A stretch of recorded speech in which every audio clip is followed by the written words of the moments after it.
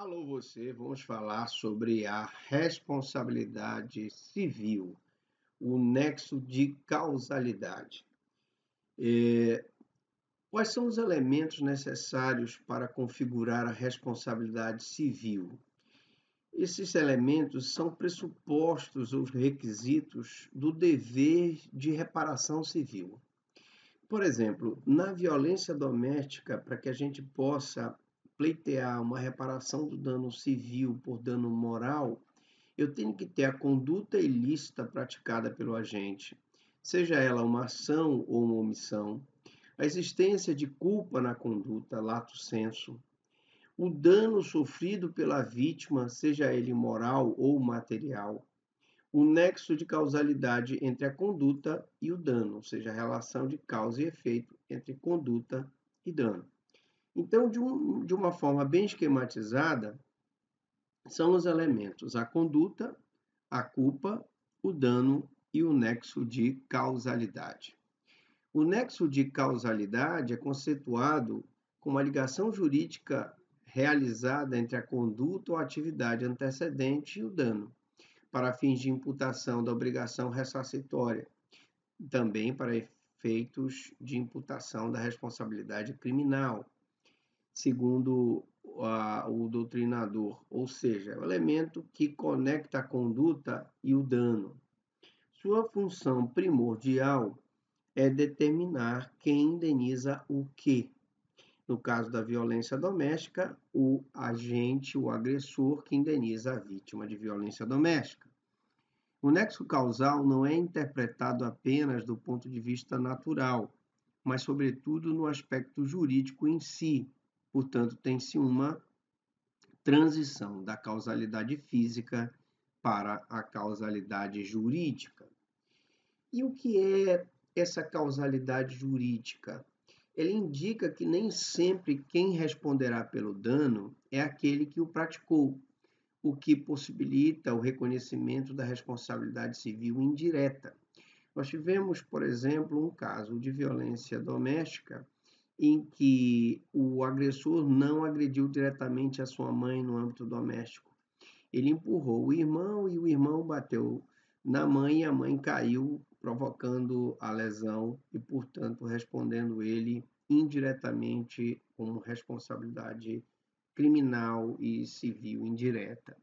Desta forma, alguém poderá responder civilmente por ato de outrem, em razão de uma relação de subordinação, por exemplo, ou por fatos provenientes de coisas ou animais que pertencem.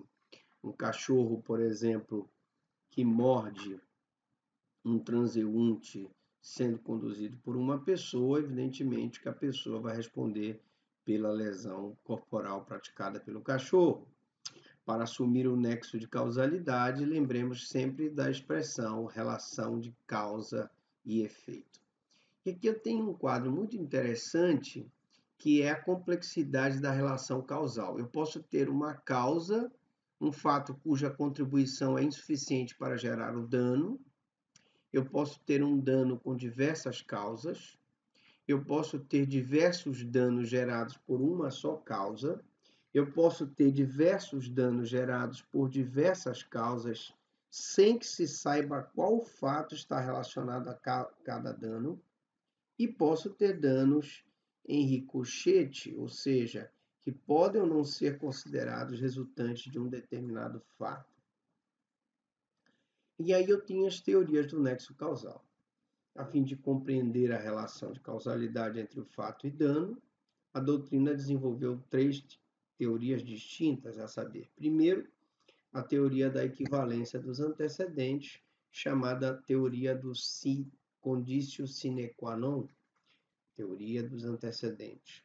Depois nós temos a teoria da causa adequada e depois nós temos a teoria da causalidade direta e imediata.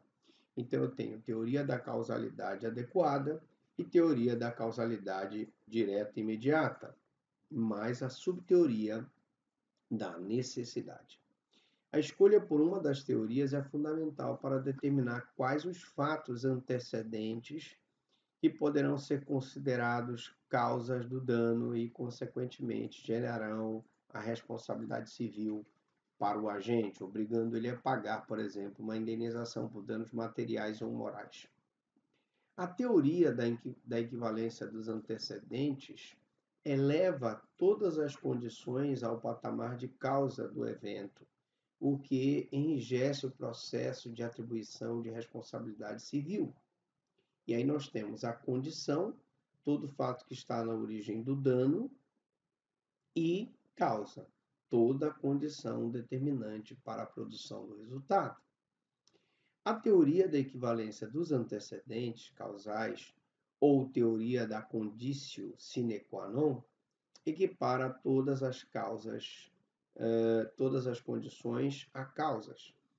E trata-se da teoria presente, por exemplo, no artigo 13º, 13 do Código Penal Brasileiro, que diz: o resultado de que depende a existência do crime somente é imputável a quem lhe deu causa.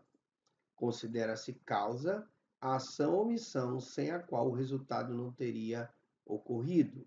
Ou seja, o crime só é imputado a quem deu causa ao crime.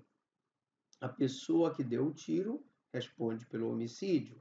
A pessoa que deu a facada responde pelas lesões corporais e assim sucessivamente. Considera-se causa a ação do agente ou omissão do agente, sem a qual o resultado naturalístico não teria ocorrido. Nós temos aqui um exemplo interessante que serve para demonstrar a grande problemática da aplicação desta teoria no âmbito do direito civil. Um fazendeiro vende uma vaca ao vizinho, sabendo que ela portava uma moléstia infecciosa. Sem ter ciência do fato, o adquirente a coloca junto das demais 100 vacas de sua propriedade. Com o contágio, todas morrem. Desprovido da força dos animais para lavrar as pastagens, o fazendeiro perde toda a safra daquele ano. Sem o lucro de venda da plantação, ele não consegue pagar o financiamento bancário. E sua fazenda é hipotecada e submetida à asta pública. Em consequência dos seguidos reveses, a esposa do fazendeiro sofre um AVC e, em seguida, o pobre homem comete suicídio. A pergunta: o fazendeiro que vendeu a vaca sabendo que ela portava uma doença infecciosa responde pelo suicídio do homem? Foi um auxílio ao suicídio ou foi um homicídio? Se eu considerar como causa toda a ação que gerou o resultado, naturalmente o fazendeiro que vendeu a vaca com a doença responderia pela morte do homem. Portanto, diante disso, quais os danos que poderão ser imputados ao vendedor? Situação interessante ocorreu no caso em que deu origem ao recurso especial 620.777 de Goiás, julgado em 2009, no qual a divulgação de informações bancárias sigilosas por parte de um funcionário que as forneceu ao credor ou cliente devedor resultou no assassinato deste. Se eu forneço as informações mostrando que o cidadão tem muito dinheiro, os bandidos poderão ir lá tentar sequestrá-lo e tirar esse dinheiro para matá-lo. O que aconteceu, por exemplo, com o ganhador de uma das megas-senas. Portanto, verifica-se que o grande problema desta teoria é o apego excessivo à causalidade natural, que pode resultar em um regresso ao infinito, ou seja, buscando, então, até o fato de quem extraiu o ferro ser responsabilizado pelo alumínio, ser responsabilizado pelo disparo da arma de fogo. Portanto, a teoria da causalidade adequada veio abrandar essa teoria do sine qua non. Essa teoria, diferentemente da anterior, avança para uma análise jurídica da causalidade e não apenas naturalística. Ela é baseada no grau da probabilidade que aquele evento danoso resulta na conduta do agente. Portanto, eu tenho aqui a teoria da causalidade adequada, que nós vamos continuar na próxima aula.